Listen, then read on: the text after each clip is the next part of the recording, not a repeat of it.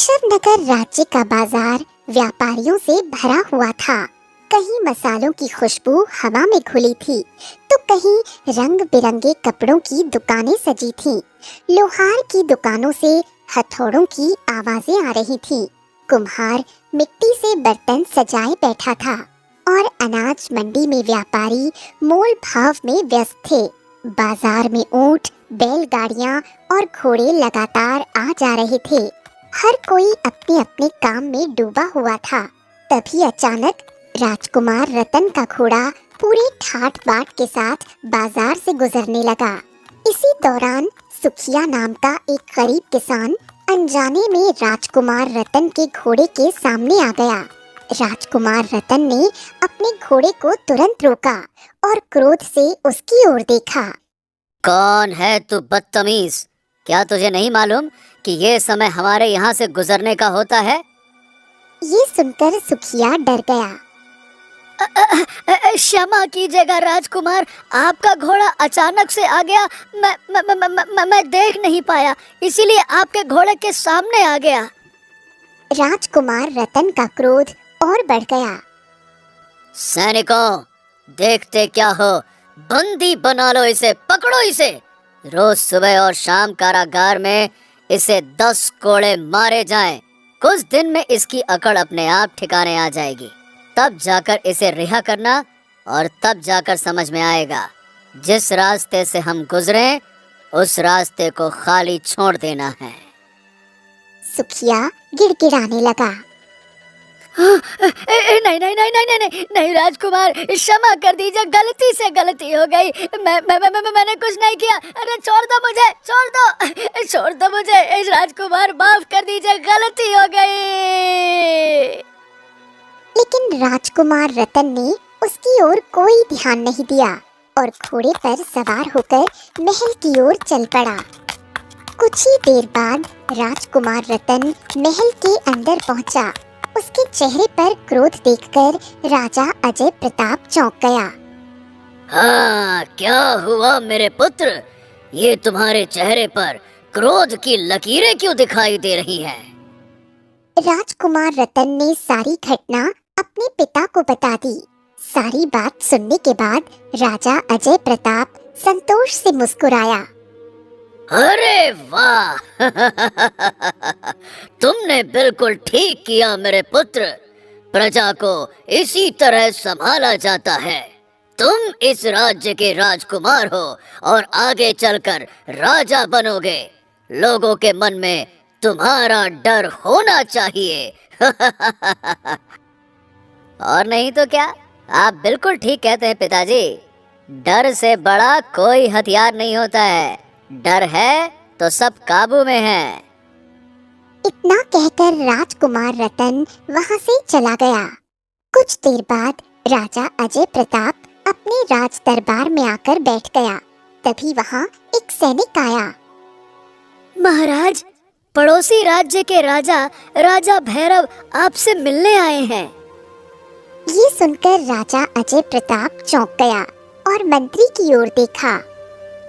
अरे, परंतु हमने तो राजा भैरव को आने से मना कर दिया था कि हम अपने पुत्र का विवाह उसी कन्या से करेंगे जो संसार में सबसे अधिक सुंदर होगी। फिर ये भैरव यहाँ क्यों आ गया हमारे दरवाजे पर? महाराज, राजा भैरव को ये गलत फहमी है कि उसकी पुत्री से अधिक सुंदर इस संसार में कोई कन्या नहीं है।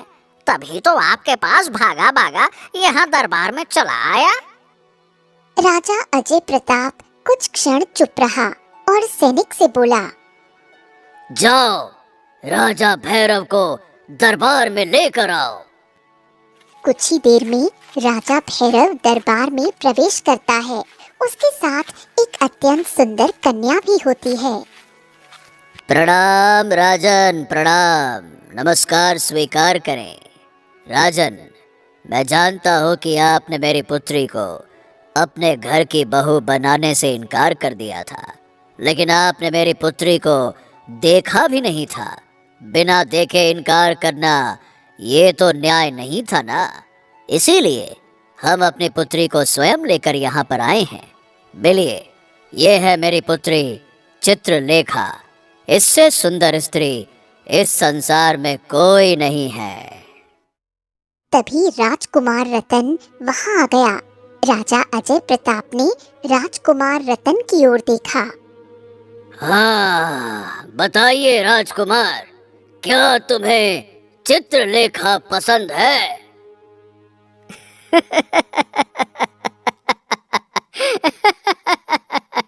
अरे क्या पिताजी, ये तो मुझे किसी बंदरिया जैसी लग रही है।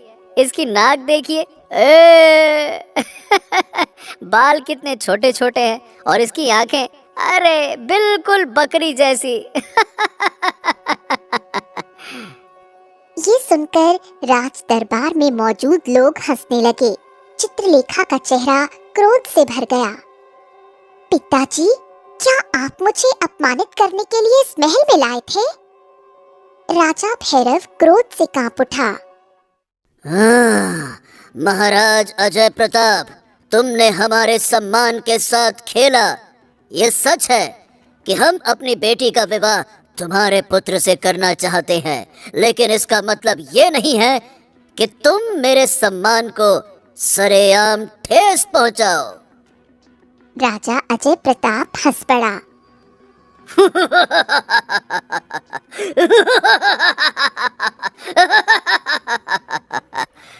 अरे, अभी तक खड़े हो?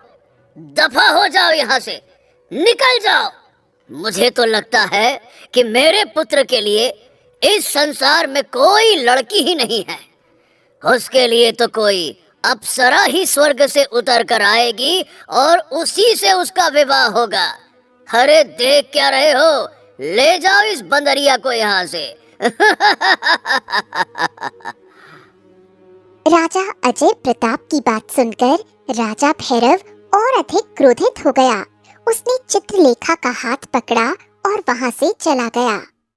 समय यूं ही बीतने लगा।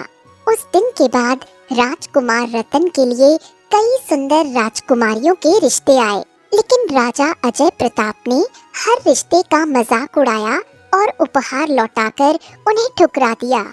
दरअसल राजा अजय प्रताप और उसका पुत्र दोनों ही अत्यंत घमंडी और क्रूर स्वभाव के थे। एक दिन राजा अजय प्रताप अपने बगीचे में चिंतित मन से टहल रहा था। तभी उसका मंत्री वहां आया। क्या हुआ महाराज? आज पहली बार आपको चिंता में देख रहा हूँ। क्या बात है? मंत्री, पहले तो मैं मजाक कर रहा था कि हमारे पुत्र के लिए कोई अप्सरा ही लिखी होगी, लेकिन अब तो सच में लगता है कि हमारी बात सही है।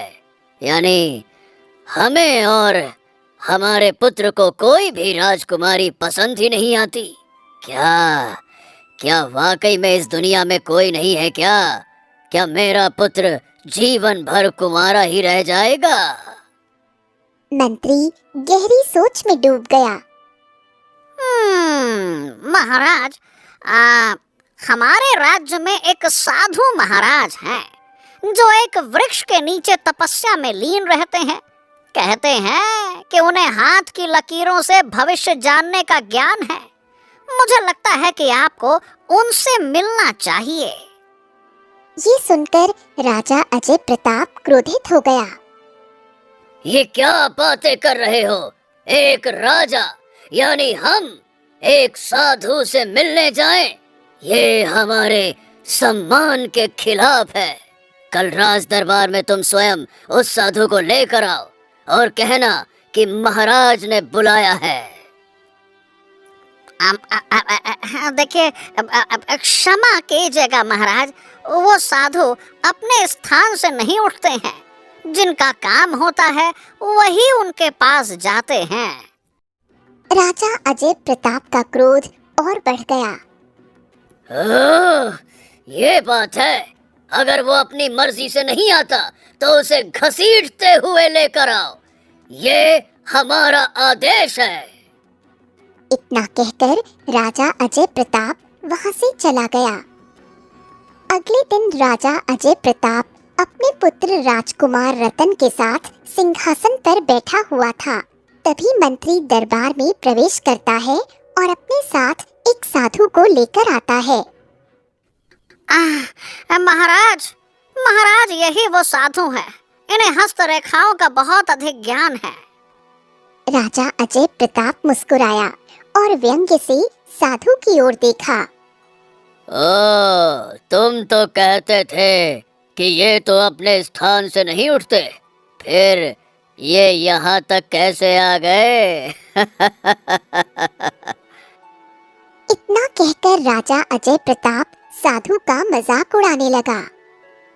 क्योंकि मैं जानता हूँ तुम एक क्रूर शासक हो, प्रजा तुम्हारे अत्याचारों से बहुत दुखी रहती है।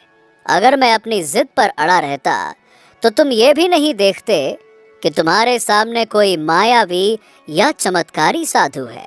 तुम्हें तो केवल तलवार चलानी आती है। साधु की बात सुनते ही राजा अजय प्रताप का चेहरा क्रोध से भर गया। अपनी ये फालतू की बकवास बंद कर साधु। मेरे बेटे के हाथ की रेखाएं देख और बता कि मेरे बेटे का विवाह कब होगा। साधु धीरे धीरे कदम बढ़ाते हुए राजकुमार रतन के पास पहुंचा और उसकी हस्तरेखाएं देखने लगा। हस्तरेखाएं देखकर साधु ने राजा अजय प्रताप की ओर मुस्कुरा कर देखा। तो आपके बेटे का विवाह बहुत जल्द होगा महाराज, परंतु आपके बेटे की किस्मत में ना कोई राजकुमारी लिखी है और ना ही कोई अप्सरा। उसकी किस्मत में एक साधारण कन्या लिखी है। वो सुंदर नहीं होगी, लेकिन मन से बहुत सुंदर होगी।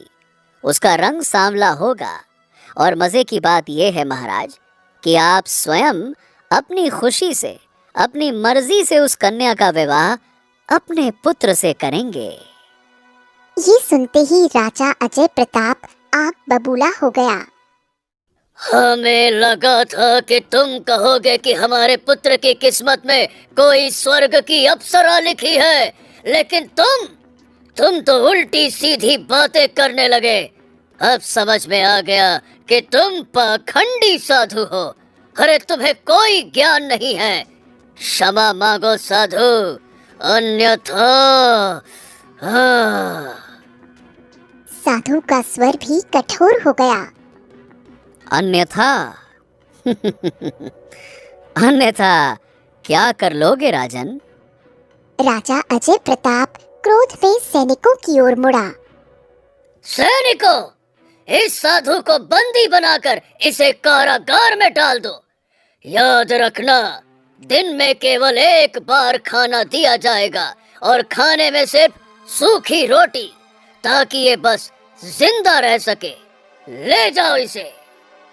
कुछ ही देर में सैनिक आए और साधु को घसीटते हुए कारागार में डाल दिया। एक सैनिक साधु का मजाक उड़ाने लगा। अरे भाई, तुम्हें क्या जरूरत थी महाराज से उल्टा सीधा बोलने की? जो उनको सुनना था कह दिए होते। सैनिक महोदय, मैंने वही कहा जो सत्य था। अरे साधु जी, मैं कह रहा हूँ कि झूठ बोल दिया होता, कम से कम इस मुसीबत में तो नहीं फंसते। हम झूठ कभी नहीं बोलते।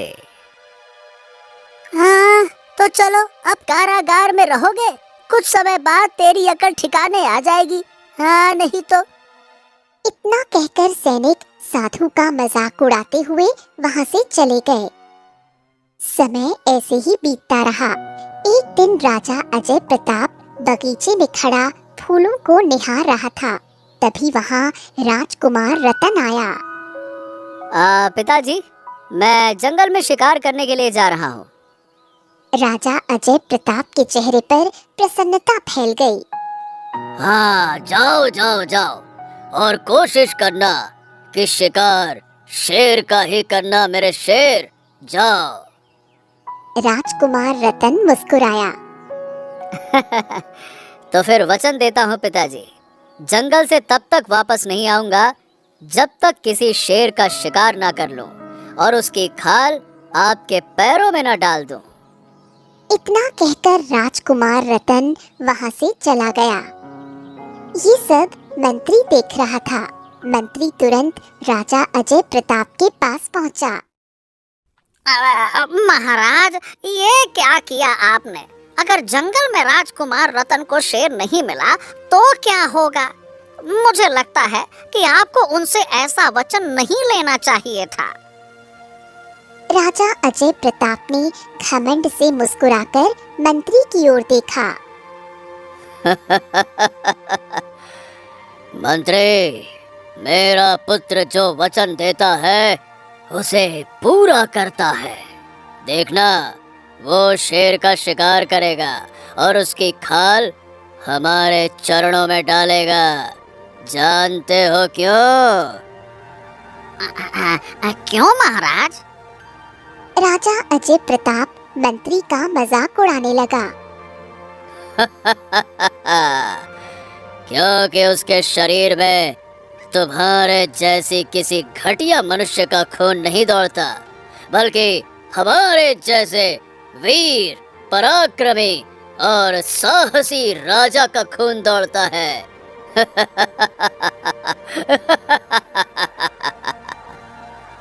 इतना कहकर राजा अजय प्रताप हंसता हुआ वहां से चला गया।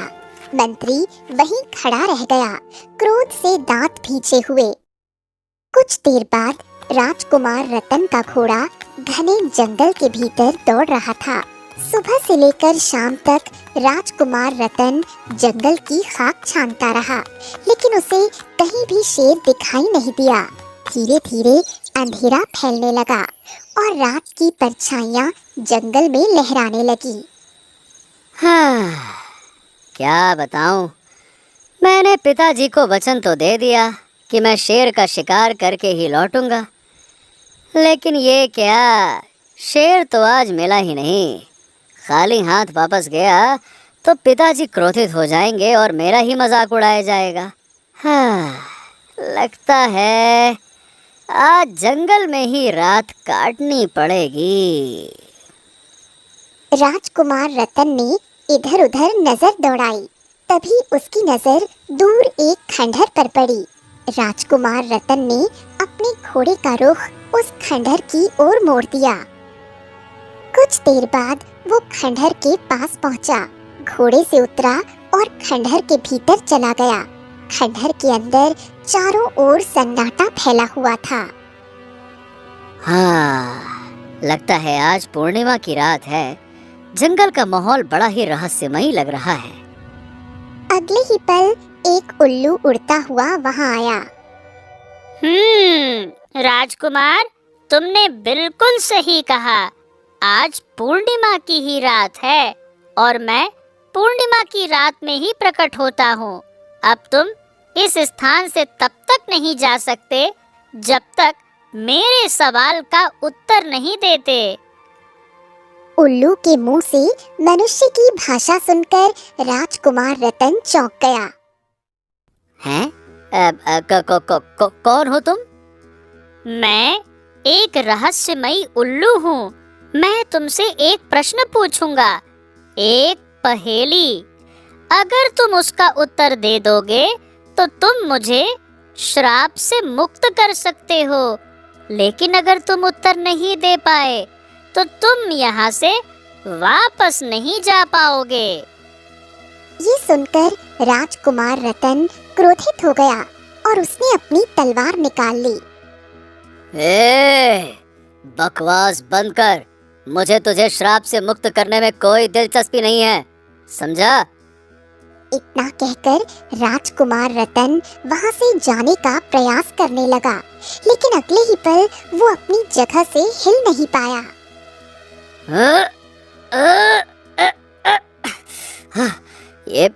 ये मैं अपनी जगह से हिल क्यों नहीं पा रहा हूँ?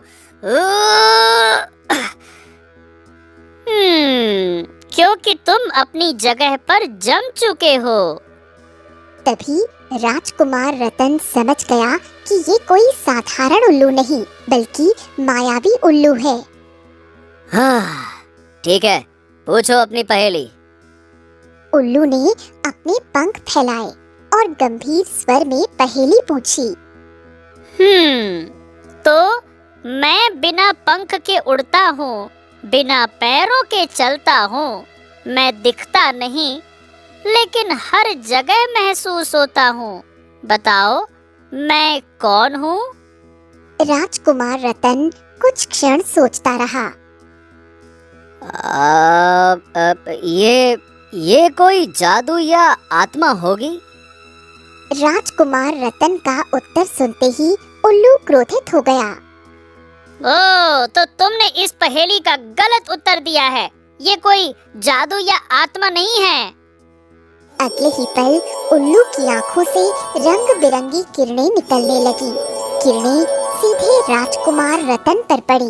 देखते ही देखते राजकुमार रतन पत्थर में परिवर्तित हो गया और उसी क्षण उल्लू रंग बिरंगी रोशनी के साथ हवा में विलीन हो गया।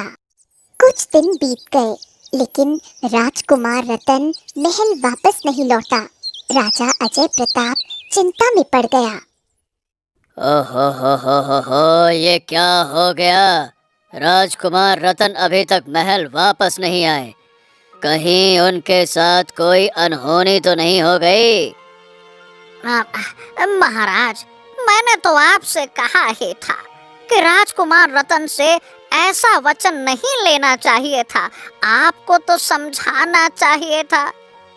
राजा अजय प्रताप क्रोधित हो गया। सैनिकों के साथ जाओ और जंगल का चप्पा चप्पा छान मारो। हमारे पुत्र राजकुमार को ढूंढकर वापस लेकर आओ। यहाँ बकवास मत करो, जाओ। मंत्री सैनिकों के साथ जंगल की ओर रवाना हुआ। वो जंगल का चप्पा चप्पा छानते रहे। कुछ देर बाद मंत्री की नजर उसी खंडहर पर पड़ी। हाँ, वो देखो सामने खंडहर है। हमें वहाँ जाकर देखना चाहिए। आ जाओ। मंत्री और सैनिक खंडहर के भीतर गए। अंदर का दृश्य देखकर सभी सन्न रह गए। अरे ये क्या मंत्री जी, ये देखिए, राजकुमार रतन तो पत्थर में बदल गए। अरे ये कैसे हो सकता है? अरे ये तो मुझे भी कुछ समझ में नहीं आ रहा। लगता है हमें राजकुमार रतन के इस पत्थर की प्रतिमा को ही महल ले जाना होगा। एक काम करो, इसे उठाओ और महल ले चलो। चलो पकड़ो, हाँ उठाओ। कुछ देर बाद मंत्री और सैनिक राजकुमार रतन की पत्थर की प्रतिमा लेकर महल पहुंच गए। राजा अजय प्रताप ने प्रतिमा को देखते ही चौंककर कदम पीछे खींच लिए। हाँ, ये क्या है? राजकुमार, ये हमारे राजकुमार ये पत्थर के कैसे बन गए? पता नहीं महाराज, जंगल में एक खंडहर मिला, वहीं हमें राजकुमार रतन पत्थर के बने हुए मिले। ये जरूर किसी शत्रु का हमारे खिलाफ षड्यंत्र है। नहीं महाराज, मैं बताऊं तो मुझे तो मामला कुछ और ही लगता है महाराज। अरे तुम क्या बताओगे? जाओ, राज्य के सभी साधु और पंडितों को बुला कर लेकर आओ। हमें जानना है कि हमारा पुत्र राजकुमार रतन पत्थर का कैसे बन गया। जाओ। मंत्री वहां से चला गया। उस दिन के बाद राजा अजय प्रताप के महल में कई साधु संत और पंडित आए, लेकिन कोई भी ये नहीं बता पाया कि राजकुमार रतन पत्थर कैसे बना। ये देखकर राजा अजय प्रताप का क्रोध बढ़ता चला गया। ओहो, तो क्या हमारे राज्य में कोई ऐसा साधु संत या पंडित नहीं है जो राजकुमार रतन के पत्थर बनने का कारण बता सके? महाराज, मैंने हर तरह से प्रयास करके देख लिया, लेकिन कोई सफलता हाथ नहीं लग रही है। राजा अजय प्रताप क्रोध से कांप उठा। तो फिर मैं इन साधु संतों और पंडितों को मौत के घाट उतार दूंगा, क्योंकि ये किसी काम के ही नहीं हैं। महाराज मेरी बात सुनिए, जल्दबाजी से काम मत लीजिए। ऐसा करने से प्रजा में भय फैल जाएगा और सारी प्रजा आपके खिलाफ हो जाएगी महाराज। अरे हम ये नहीं करें वो नहीं करें तो फिर हम करें क्या मंत्री जी, क्या करें तुम ही बताओ। महाराज मुझे लगता है कि जिस साधु को आपने कुछ समय पहले बंदी बनवाकर कारागार में डलवाया था, शायद वही बता सकता है। राजा अजय प्रताप की आंखों में चमक आ गई। हाँ, ठीक है, चलो उसी से बात करते हैं। कोई नहीं से तो कोई बेहतर है, चलो। राजा अजय प्रताप मंत्री के साथ कारागार पहुंचा, जहां वो साधु बंद था। राजा अजय प्रताप ने साधु को पूरी घटना बताई। क्या तुम हमें बता सकते हो कि हमारा पुत्र पत्थर का कैसे बन गया? साधु हल्का सा मुस्कुराया। हाँ, मैं बता सकता हूँ। तुम्हारा पुत्र कुछ समय बाद अपने असली रूप में लौट आएगा, लेकिन उससे पहले तुम्हें अपना हृदय परिवर्तन करना होगा। ये सुनकर राजा अजय प्रताप चौंक गया। अरे ये क्या बातें कर रहे हो? हृदय परिवर्तन? सीधे सीधे बताओ कि वो असली रूप में कैसे लौटेगा? फिर से वही बातें। इतने क्रूर क्यों हो तुम? देखो, तुम्हें क्रूरता छोड़कर दयालुता अपनानी होगी। प्रजा पर अत्याचार छोड़कर उसकी सेवा करनी होगी। राजा अजय प्रताप क्रोध में आ गया और तलवार निकाल ली। ओह, मैं तेरी गर्दन धड़ से अलग कर दूंगा। अरे साफ साफ ये बता कि मेरा पुत्र ठीक कैसे होगा? महाराज, ऐसा मत कीजिए। अगर आपने मुझे खत्म कर दिया तो आपका पुत्र कभी भी अपने असली रूप में वापस नहीं आ पाएगा। समझ लीजिए कि मैं आपके पुत्र को पत्थर के श्राप से मुक्त करने की आखिरी कड़ी हूँ। अगर आपने ये कड़ी तोड़ दी तो जीवन भर अपने पुत्र को पत्थर का ही देखते रहोगे। मंत्री तुरंत आगे बढ़ा। महाराज, महाराज, मुझे लगता है कि साधु की बातों में कोई रहस्य है। इसे कुछ मत कीजिए। तलवार म्यान में रख लीजिए महाराज, रख लीजिए। बात मान जाइए महाराज, मैं दरख्वास्त करता हूँ, मान जाइए ना। राजा अजय प्रताप की आंखों से आंसू बहने लगे और वो मंत्री के साथ बाहर आ गया। समय ऐसे ही बीतने लगा। इधर दूसरी ओर हरियापुर गांव में सौम्या नाम की लड़की अपने कक्ष में आईने के सामने खड़ी थी। तभी उसकी सौतेली माँ बिंदिया वहां आ गई। अपना चेहरा देखा है? तेरे रंग को देखकर भिखारी भी शादी से मना कर देंगे। उसी समय सौम्या की छोटी बहन मधु भी वहां आ गई। आपने बिल्कुल सही कहा माँ, लेकिन इसमें बेचारी का क्या दोष?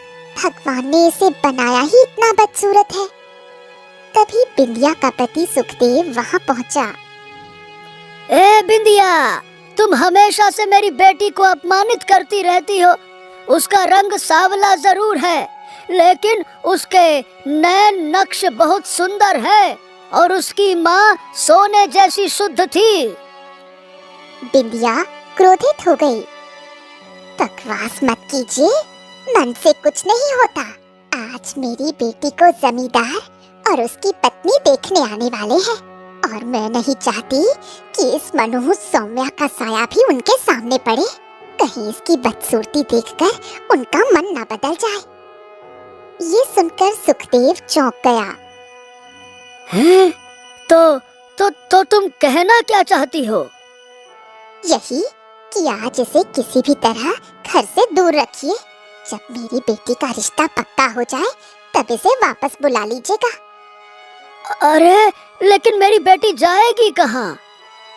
चिंता मत कीजिए, मैं जंगल में लकड़ियाँ काटने चली जाऊंगी। वैसे भी घर में लकड़ियों की जरूरत है। शाम को वापस आ जाऊंगी। इतना कहकर सौम्या ने कुल्हाड़ी उठाई और चुपचाप घर से बाहर निकल गई। सौम्या जंगल की ओर बढ़ गई। वो काफी देर तक पैदल चलती रही। थककर वो एक वृक्ष के नीचे बैठ गई और रोते हुए आकाश की ओर देखने लगी। माँ, आप मुझे क्यों छोड़कर चली गई? आप नहीं जानती, आपके जाने के बाद पिताजी ने दूसरा विवाह किया और तब से सौतेली माँ मुझे कितना बुरा भला कहती है। ऐसा कोई दिन नहीं जाता जब वो मुझे ताने ना मारती हो और मेरा अपमान ना करती हो। इतना कहकर सौम्या फूट फूट कर रो पड़ी। रोते रोते कब रात हो गई उसे पता ही नहीं चला। कुछ देर बाद सौम्या उठी, तभी उसकी नजर दूर एक खंडहर पर पड़ी। लगता है मैं गहरी सोच में चलते चलते काफी आगे निकल आई हूँ। तभी उसके कानों में खंडहर के भीतर से कुछ विचित्र आवाजें आने लगी। डरते डरते सौम्या धीरे धीरे कदम बढ़ाती हुई उस खंडहर के अंदर चली गई। खंडहर के अंदर जैसे ही सौम्या ने प्रवेश किया, अचानक रंग बिरंगी किरणों के साथ वही उल्लू वहां प्रकट हुआ। उल्लू को अचानक प्रकट होते देखकर सौम्या चौंक गई। अब तुम यहाँ से तब तक नहीं जा सकती जब तक मेरी एक पहेली का उत्तर नहीं दे दोगी। सौम्या डर गई। तुम तो उल्लू हो, फिर मनुष्य की आवाज में कैसे बात कर सकते हो? मैं मायावी उल्लू हूँ। अगर तुम मेरी पहेली का उत्तर दे दोगी तो तुम मुझे श्राप से मुक्त कर सकती हो। ये सुनकर सौम्या और अधिक चौंक गई। इसका मतलब तुम्हें किसी ने उल्लू बन जाने का श्राप दे दिया है। ठीक है, मुझे स्वीकार है, अपनी पहेली पूछो। उल्लू ने वही पहेली पूछी जो उसने पहले राजकुमार रतन से पूछी थी। मैं बिना पंख उड़ता हूँ, बिना पैरों चलता हूँ। मैं दिखता नहीं, फिर भी हर जगह महसूस होता हूँ। बताओ मैं कौन हूँ? सौम्या गहरी सोच में डूब गई। वो हवा है। ये सुनते ही उल्लू प्रसन्न हो गया। हाँ, तुमने पहेली का सही उत्तर दिया। इसका मतलब तुम्हारा मन स्वच्छ है और दूसरों के प्रति तुम्हारे मन में प्रेम की भावना है। चलो मेरे साथ चलो, आओ। इतना कहकर उल्लू उड़ने लगा और सौम्या उसके पीछे पीछे चलने लगी। काफी देर बाद उल्लू उड़ते उड़ते झील के किनारे पहुंचा। वहां एक अत्यंत सुंदर पुष्प खिला हुआ था जो सुनहरी किरणों से चमक रहा था। इस पुष्प को तोड़ दो। जैसे ही सौम्या ने उस पुष्प को तोड़ा, अगले ही पल उल्लू रंग बिरंगी किरणों के साथ एक सुंदर युवक में परिवर्तित हो गया। ये देखकर सौम्या चौंक गई। आप कौन है? मैं इस जंगल का देवता हूँ। कुछ समय पहले एक साधु ने अपनी तपस्या से इस जादुई पुष्प को उगाया था। जब उसने इसे तोड़ना चाहा, तब मैंने उसे रोका और अपमानित किया। साधु क्रोधित हो गया और उसने उल्लू बनने का श्राप दिया मुझे। उसने कहा कि जब कोई सच्चा मनुष्य मेरी पहेली का उत्तर देगा, वही मनुष्य इस पुष्प को तोड़ेगा, और जब वो मनुष्य इसे सम्मान सहित मेरे पास लाएगा, तभी मैं श्राप से मुक्त हो पाऊंगा। ये सुनकर सौम्या चौंक गई। लेकिन आप तो श्राप से मुक्त हो गए। हाँ, लेकिन अगर ये पुष्प समय रहते साधु तक नहीं पहुंचा, तो मैं फिर से उल्लू बन जाऊंगा। तुम एक काम करो, सीधे महल जाओ। वो साधु इस समय राजा अजय प्रताप की कैद में है। राजा से कहना कि तुम उसके पुत्र को श्राप से मुक्त कर सकती हो। जाओ। इतना कहकर जंगल का देवता वहां से गायब हो गया। सुबह हो चुकी थी। राज दरबार में राजा अजय प्रताप बैठा हुआ था। सौम्या धीरे धीरे दरबार में पहुंची। कौन हो तुम? सौम्या ने पूरी घटना राजा अजय प्रताप को बता दी। मुझे साधु से मिलना है। ये सुनकर राजा अजय प्रताप और मंत्री दोनों चौंक गए। मंत्री, जाओ साधु को कारागार से मुक्त करके यहाँ लेकर आओ। मंत्री तुरंत वहां से चला गया। कुछ ही देर बाद साधु दरबार में आया। सौम्या ने साधु को सारी घटना बताई और वो जादुई पुष्प उसे सौंप दिया। साधु रहस्यमयी अंदाज में मुस्कुराया। महाराज, यही जादुई पुष्प आपके पुत्र को श्राप से मुक्त कर सकता है। अगर ये कन्या इस पुष्प को अपने हाथ में लेकर राजकुमार रतन के पत्थर बने शरीर को स्पर्श करेगी तो वो अपने आप असली रूप में लौट आएगा। लेकिन हाँ, शर्त यह है कि आपको अपने पुत्र का विवाह इसी कन्या से करना होगा। राजा अजय प्रताप की आंखों से आंसू बहने लगे।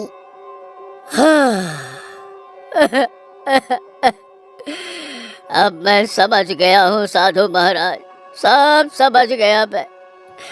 मुझसे बहुत बड़ा अपराध हुआ।